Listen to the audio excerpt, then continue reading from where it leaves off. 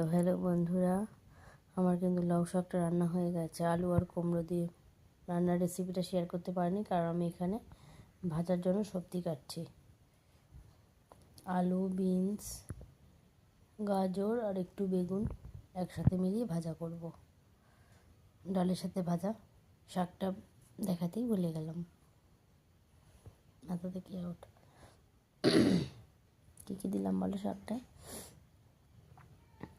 ডাঁটা, আলু, কুমড়ো, পাঁচফোড়ন দিয়েছি তেলের ওপরে। পাঁচফোড়ন দিয়ে আর শুকনো লঙ্কা এরকম ভাজখান থেকে ফেলে দিয়ে দিয়েছি। আর আলু, কুমড়ো আর লাউ শাকের ডাঁটাটাকে দিয়ে একদম ঢিমে আছে, পুরো নরম মানে মোটামুটি সিদ্ধ হয়ে গেছে। সেরকম অবস্থায় আমি শাক দিয়ে দিয়েছি। শাক দেওয়ার সময় শাকের থেকে জল বার করে যেটুকু বাকি ছিল সেদ্ধ হয়ে গেছে।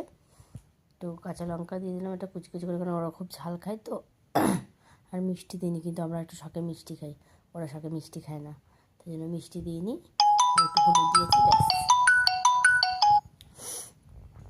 একটু হলুদ দিলাম। দাঁড়া, তোমাদেরকে আমি শাকটা একবার দেখিয়ে নিই। এইটুকু দুজনের মতন ঠিক সেরকমভাবেই আমি রেখেছি। দাঁড়াও, দেখছো বন্ধুরা, সব একদম সবজি কিন্তু ঘেটে পুরো লেগে দিয়ে দেখতে পাচ্ছ। কুমড়ো আছে, এই যে আলু আছে, এই যে ডাঁটা, এই যে শাক। এরকম একটা টিফিন বক্স বাটি, 3 বাটির প্রথম বাটিটাতে ভরে আমি হালকা করে এভাবে ঢেকে রেখে দিলাম।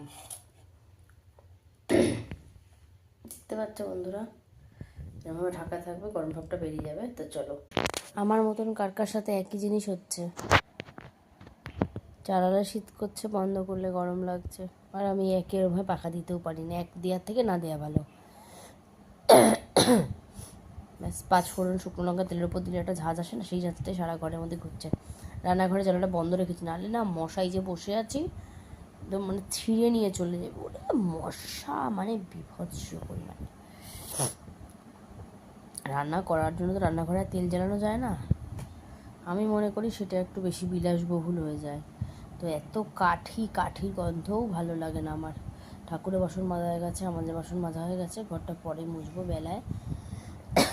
খাবার দিয়ে এসে তারপরে ঘর মুছবো। প্রচুর কাচাকুচি করে ফেলেছি, সকালেও করেছি, রাত্রেও করে রেখে দিয়েছিলাম ওই জল ঝরাতে। তো চলছে আর কি, দেখি কতক্ষণ পারি। ওরা যদি কালকে খাবার না নেয় তাহলে আমি কালকে লাউ শাক করবো।